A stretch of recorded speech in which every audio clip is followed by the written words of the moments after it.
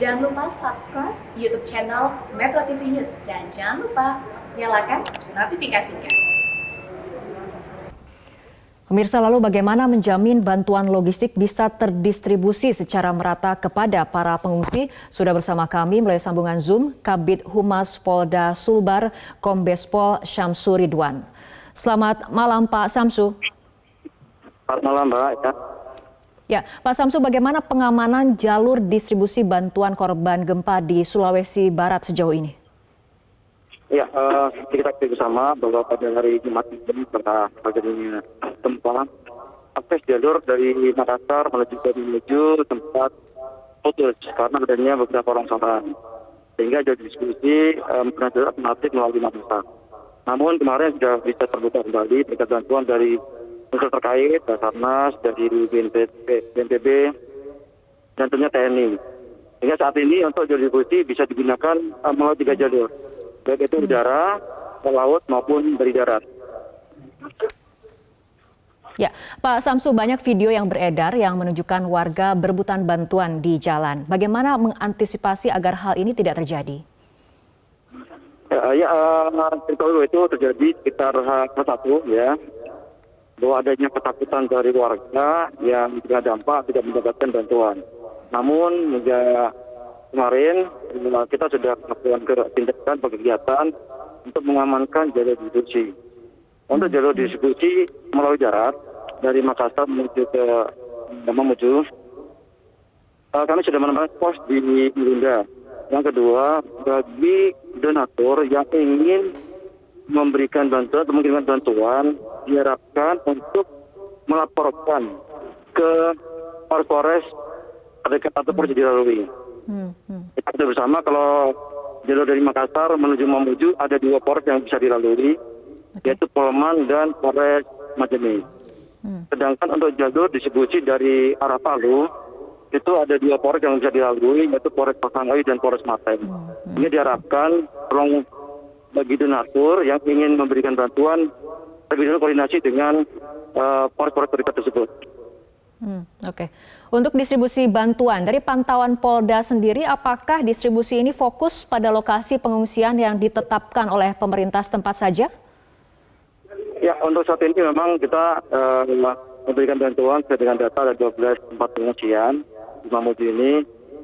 Namun juga kita tidak hanya memberikan bantuan di tempat pengungsian, karena ada beberapa pengungsi yang mendirikan tenda-tenda di luar tempat yang sudah ditentukan.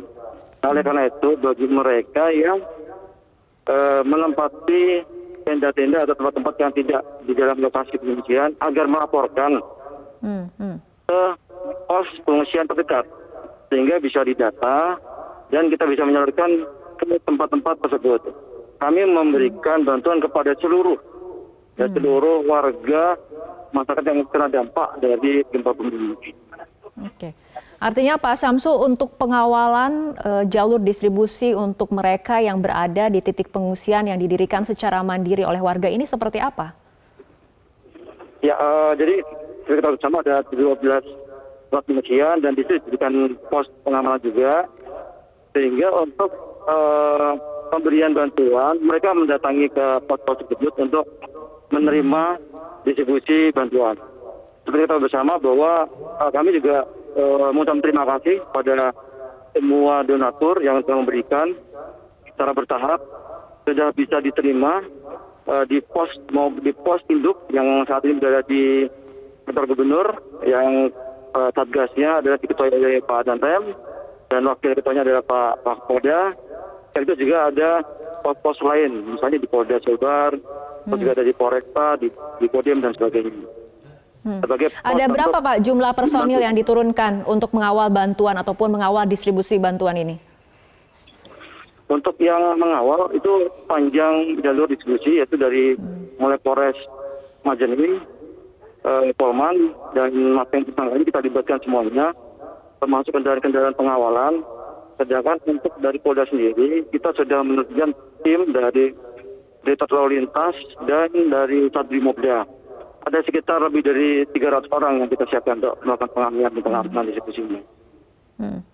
Selain mengawal distribusi bantuan, nih pasca bencana banyak kemudian informasi mengenai aksi kriminalitas seperti pembobolan rumah di permukiman warga.